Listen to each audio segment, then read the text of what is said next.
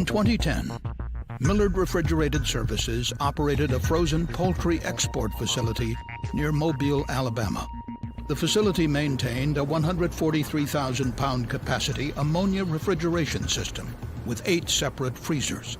Within the system, low-temperature liquid ammonia is pumped through evaporator coils. As the liquid ammonia evaporates, heat is absorbed, cooling the freezers. During the process, the outside of the evaporator coils builds up frost due to contact with moisture in the surrounding air. Unless this frost is removed, it will reduce the ability of the coils to effectively cool the freezers. To avoid this, defrost cycles are initiated periodically. During a defrost cycle, the low-temperature liquid ammonia is removed from the evaporator coils completely and replaced by hot, high-temperature ammonia gas, which fills the coils and melts the frost on the outside surface. Once the frost is melted, the hot condensed liquid and remaining gas are removed from the evaporator coils before low-temperature liquid ammonia is pumped back in to resume normal operations. On August 22, 2010, the Millard facility experienced a loss of power that lasted more than 7 hours. During that time, the refrigeration system was shut down.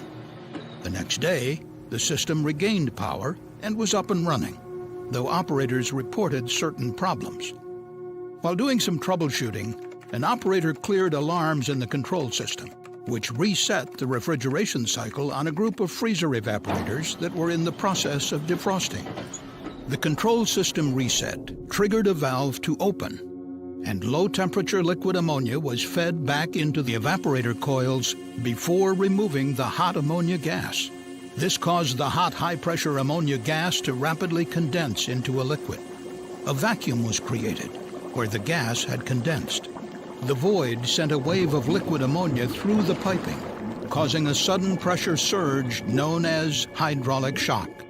The pressure surge ruptured the evaporator piping manifold inside one of the freezers and its associated 12-inch piping on the roof of the facility.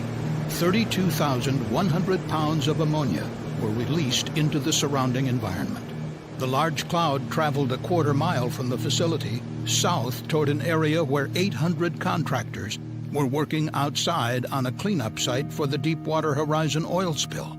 153 people were exposed to toxic anhydrous ammonia. 32 of the off-site workers required hospitalization. 4 of them were admitted to an intensive care unit.